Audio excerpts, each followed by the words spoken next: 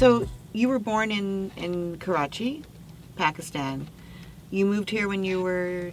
Like 11 and a half, almost 12. Okay. So you moved into middle school here, Sixth grade. Yeah. That's a tough place to enter. And you grew up speaking English? Did you have an accent?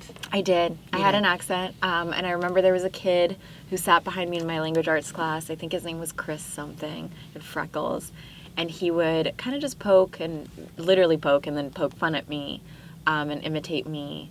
And he also made fun of my teeth, which I ended up getting braces, and now you can't tell. But those two things, I was like, oh, gotta fix these things. And it's funny that you said the fixer thing, because I guess it's another one of those examples. But my sister and I both started consciously practicing an American accent, and I remember when we first started to dream in English instead of in Urdu. Wow. And I was like, oh, I'm thinking in English. I'm in the shower and I'm not thinking in Urdu anymore. Mm-hmm. That is so weird. That's really weird. Do you still speak it? Oh, yeah, fluently. Yeah. I mean, and I have a strong relationship with Urdu poetry and Urdu literature. Yes. And it's not something I wear on my sleeve or that's readily apparent, partly because I don't have an accent and don't present as super Pakistani. But I really treasure super the Pakistani. language. Sorry. I just saw that image. But no, keep going. Yeah, no, it's getting rid of the accent was a conscious thing, for sure. Yeah. So what was your middle school like? Was it predominantly white? It was, so I grew up in Palos Verdes, which is nearby. It's a upper middle class, mostly white and mostly Asian neighborhood. It is stunning, master planned. There's a huge Japanese population.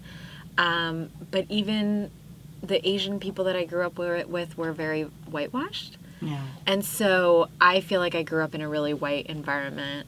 And there were some Iranians and Indians, no Pakistanis initially that we knew or that I made friends with outside of my parents and their community. Mm-hmm.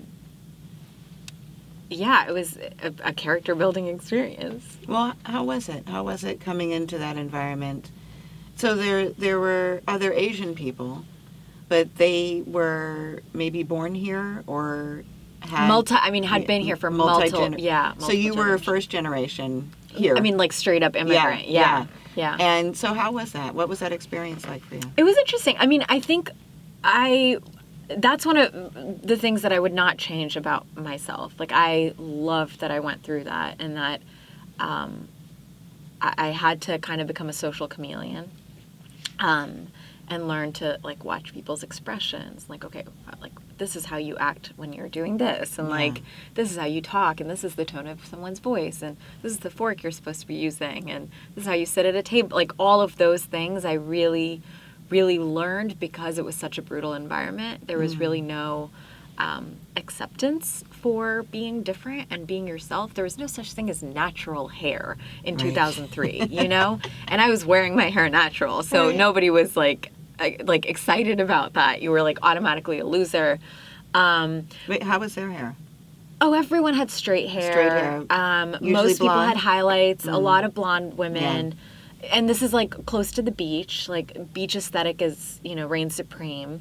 The men were either blonde or dirty blonde or brunette or whatever, and all wearing Vans and the same shorts and the same socks that go up halfway to their calves. And style in Palos Verdes still has not changed. People still dress exactly the same. All those beach communities. Oh my God. Yeah, girls wearing shorts and Uggs. It's what are you, in a sweatshirt? It makes no sense, but it's still fashionable there. Yeah.